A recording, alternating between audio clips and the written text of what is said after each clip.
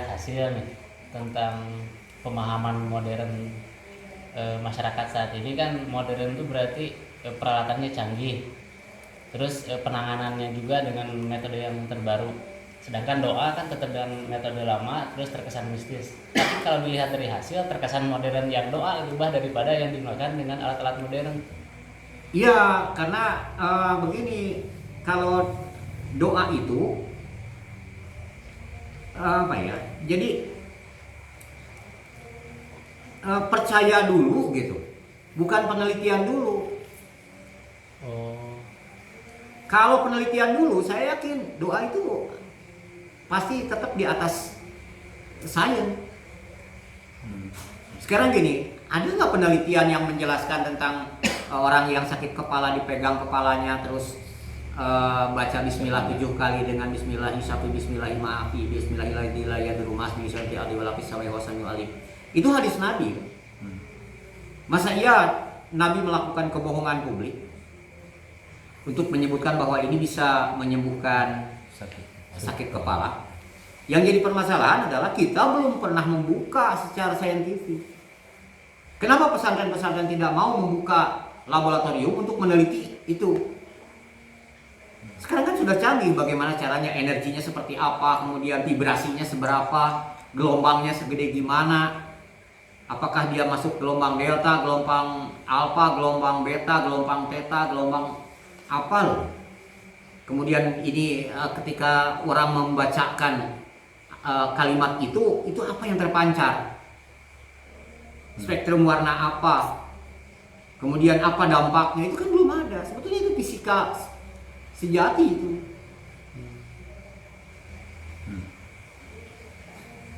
Kayak gini, apa hubungannya orang mau makan dengan Allahumma barik lana? Hubungan dengan kekenyangan nggak ada. Tapi perlu ada penelitian itu. Jadilah sains. Kalau tidak ada penelitian, jadi mistis. Gitu. jadi doa akan tetap menjadi mistik selama belum ada penelitian secara saintifik tentang doa tersebut. Iya. Sekarang gini loh, kenapa putaran Ka'bah itu ke kiri gitu?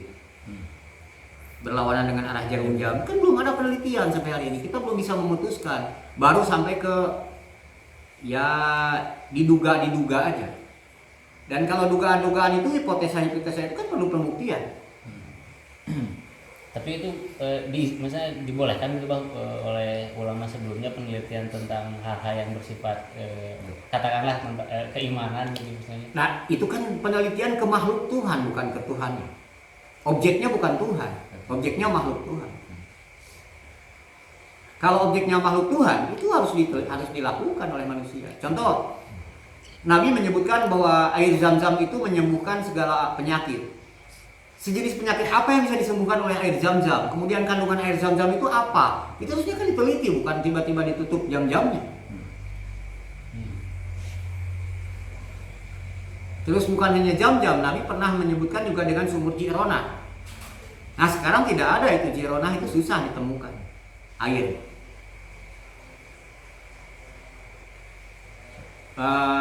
Lalu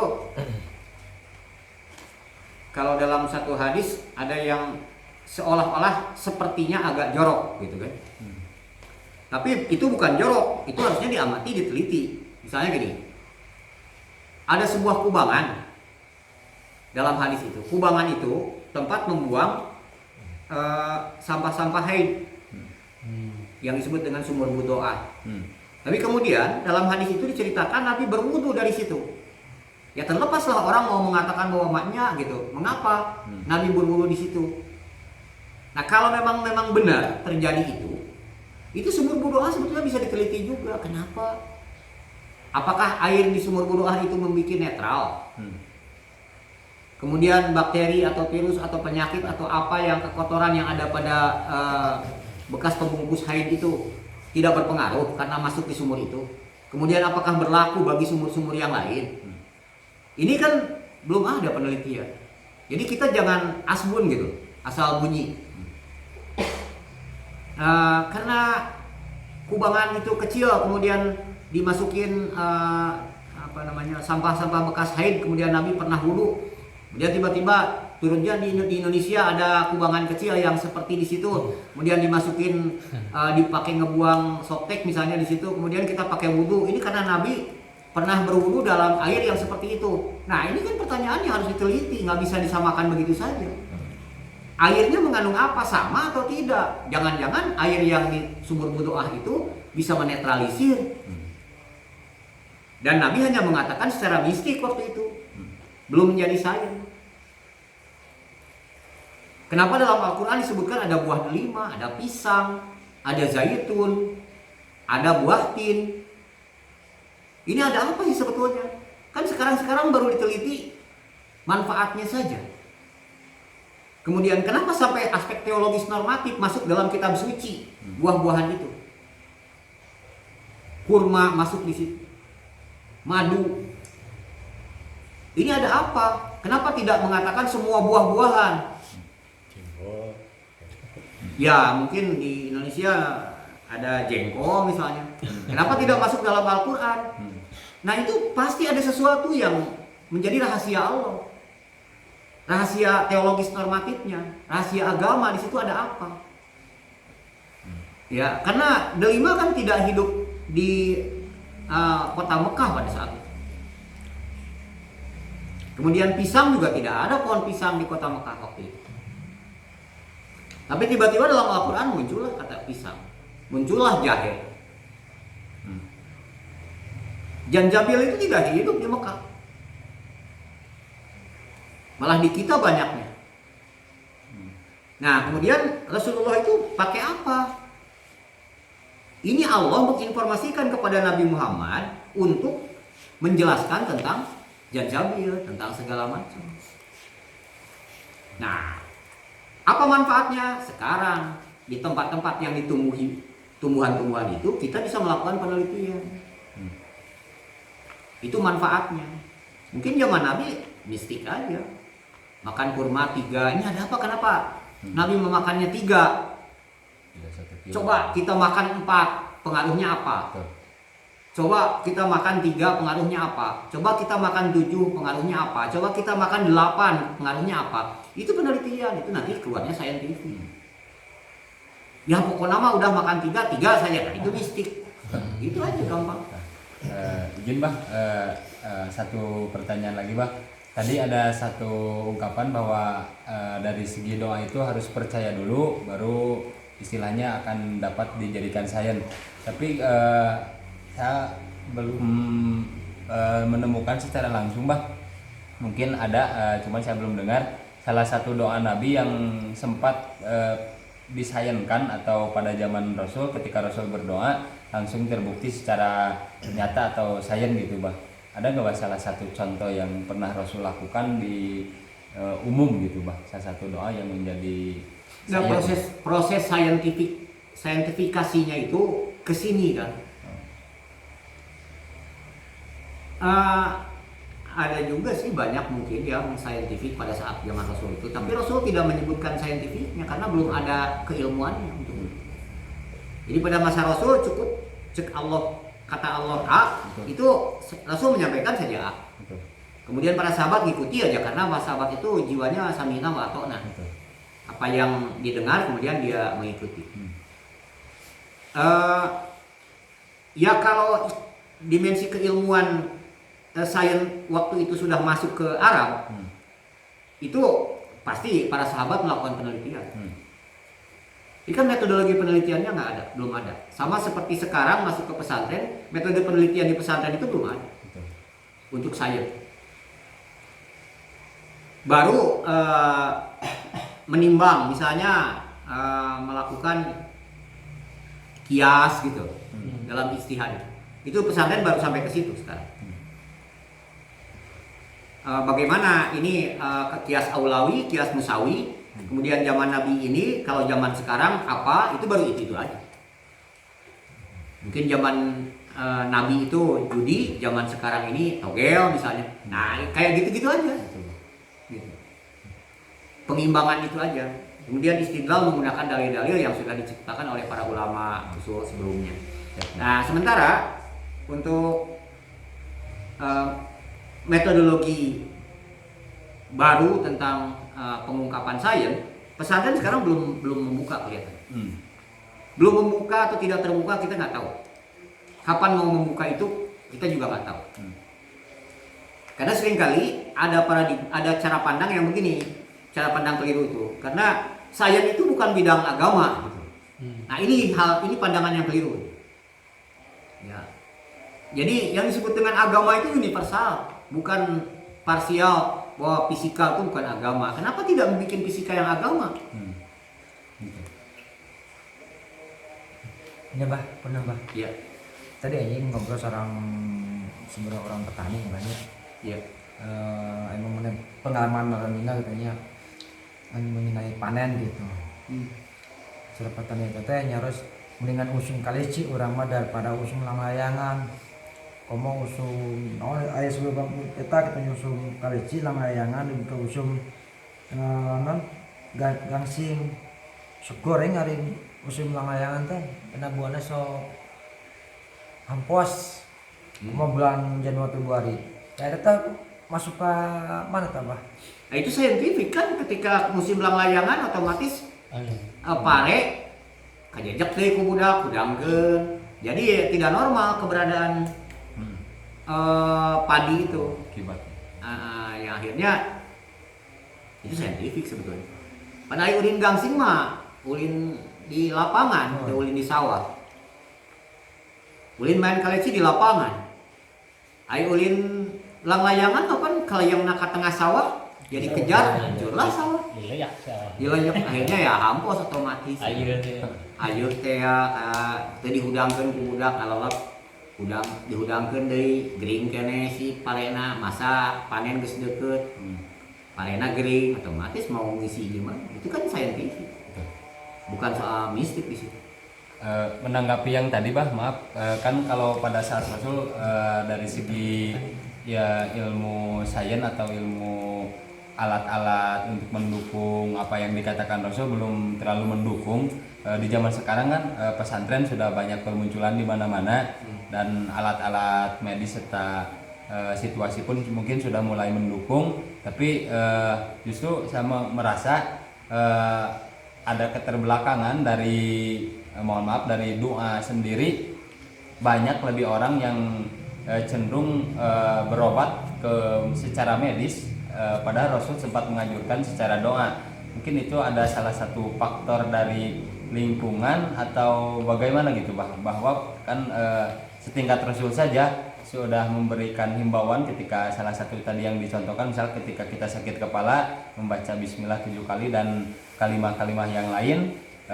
Walaupun waktu itu masih mistik karena belum disayangkan, sekarang kan sekali lagi sains sudah mulai berkembang, tapi para santri, para ulamanya sendiri ketika mereka sakit tidak menggunakan metode doa tersebut. Apa yang menjadi alasan besar untuk hal itu gitu Bang?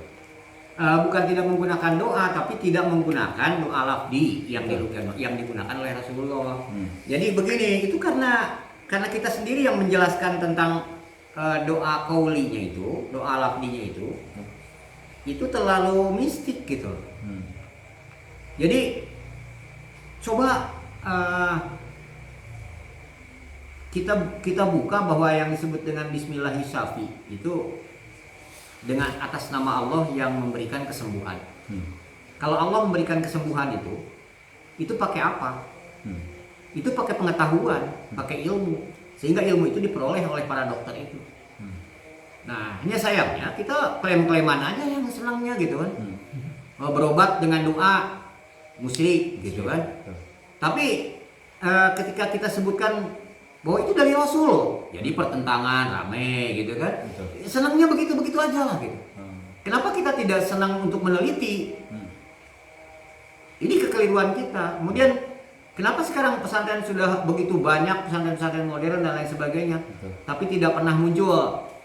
Ya karena mereka pesantren-pesantren modern banyak yang tidak beli perabot-perabot untuk saintifik, kesehatan dan lain sebagainya. Mereka lebih suka banyak beli komputer untuk pembelajaran daripada memberikan alat-alat praktek untuk pembelajaran. Sekarang ini Satu pesantren berapa mikroskop yang dia miliki? Kemudian satu pesantren berapa kiai yang ahli dalam ilmu kiainya yang ahli dalam ilmu fisika, ilmu biologi, ilmu kimia, ilmu matematika. Kemudian ilmu pertanian. Kemudian berapa pesantren yang melakukan penelitian-penelitian alam? Misalnya gini, ketika gempa terjadi, apa yang dilakukan? Atau ketika kita melihat gunung, apa yang kita lakukan? Ya cukup kita mengatakan bahwa apabila naik gunung, kata Nabi, maka bacalah Allahu Akbar. Kita cuma katakan Allahu Akbar. Selesai. Itu menjadi mistik saja. Tapi ketika nyebut Allahu Akbar itu pakai cara pandang apa? Kalau cara pandang ilmuwan, maka kita bisa menyebutkan Allah Maha Besar itu setelah kita bongkar apa itu isi gunung itu. Apa manfaat gunung itu? Apa yang terjadi pada gunung itu? Kan gitu. Baru kita menyatakan oh Allahu Akbar karena semua berpusat pada Allah. Pusat segala peradaban itu nanti akan berpusat pada tauhid dan kepada Allah. Kalau tidak ya berpencar di sini aja. Bagaimana pemberdayaan tanaman obat menjadi obat? Itu kan tidak dikembangkan oleh pesantren. Di pesantren nanti menanam misalnya minyak zaitun, buah zaitun, pohon zaitun. Zaitunnya kan di kita susah berbuah. Ini tidak pernah ada yang meneliti bagaimana caranya supaya zaitun itu mau cepat berbuah di Indonesia. Nanti setelah berbuah, bagaimana tasarufnya untuk menjadikan minyak zaitun? Akhirnya kita hanya mengkonsumsi pohon zaitun untuk ditanam. Iya tah zaitun. Terus ya gitu iya tangka zaitun. Jadi tidak ada manfaat. Kelihatannya cuma mengenalkan saja. Buah tin sekarang. Di Indonesia buah tin bisa berbuah, bisa dikembangkan. Kemudian setelah itu diapakan? Untuk kemanfaatan umat. Kalau untuk konsumsi pribadi ya ini buah tin sudah matang kemudian kita makan. Itu konsumsi pribadi. Tapi untuk umat apa? Itu sudah dipikirkan oleh teman-teman kita dari kalangan pesantren. Betul. Berarti di sisi lain untuk kemajuan tersebut, lebih khusus untuk meningkatkan kepercayaan kita terhadap doa, karena doa itu yakin berawal dari kepercayaan dulu ya, berarti akan lebih cenderung semakin menjadi kepercayaan besar ketika pesantren seharusnya memiliki laboratorium khusus gitu, Ya, begini. Kita kan punya jargon al-Islamu ya'lu wa la yu'la alaihi. Islam itu tinggi dan tidak ada yang lebih tinggi dari Islam. Tinggal kita buktikan itu. Masing-masing pesantren buktikan itu. Bahwa Islam itu lebih tinggi itu seperti apa? Itu dibuktikan itu aja. Semua bergerak untuk membuktikan itu. Di situ orang akan takjub nanti. Tapi kalau hanya ungkapan saja gitu. Kemudian orang muslimnya masih ketergantungan pada teknologi barat misalnya yang tidak jelas apakah itu dari Islam atau bukan Islam. Sekarang gini, apa sih program komputer yang paling canggih? Itu kan yang dipakai sama teman-teman kita di pesantren. Tidak pernah kita berpikir bagaimana caranya mengalahkan teknologi komputer itu. Satu aja pondok pesantren yang menekuni khusus untuk mengalahkan teknologi komputer barat. Dan ini menunjukkan ini adalah ya'lu wa la yu'la alaih. Itu udah kelibas. Konsep Musa. Ya, Musa itu kan begitu. Nabi Musa itu ketika Fir'aun menggebukkan tambangnya itu menjadi ular, dan ularnya itu ular banyak dan kecil tapi ya, kemudian Musa menghentakkan tongkatnya itu menjadi ular, tapi ularnya besar dan ular kecil itu dimakan sama ular Musa. Nabi Musa itu tongkatnya itu yang jadi ular itu memakan ular-ular kecil yang dibikin oleh Fir'aun. Ini kan sebetulnya bukan hanya makna hakiki pada saat itu, Tapi ada mana majazi juga yang perlu kita pikirkan, bahwa hari ini apa yang terjadi pada tongkat Musa itu? Apakah pemikiran orang pesantren yang bisa mengalahkan semua pemikiran-pemikiran orang yang tidak pesantren?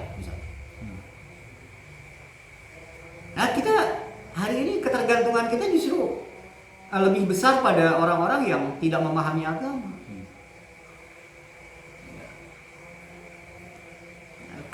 Krisis keyakinan pada kita, misalnya gini, apabila kita berobat, gitu.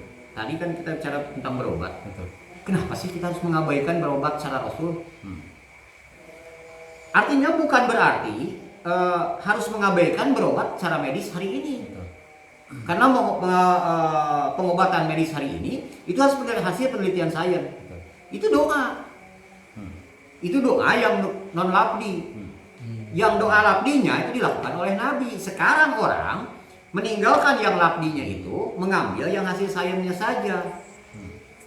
Idealnya universal.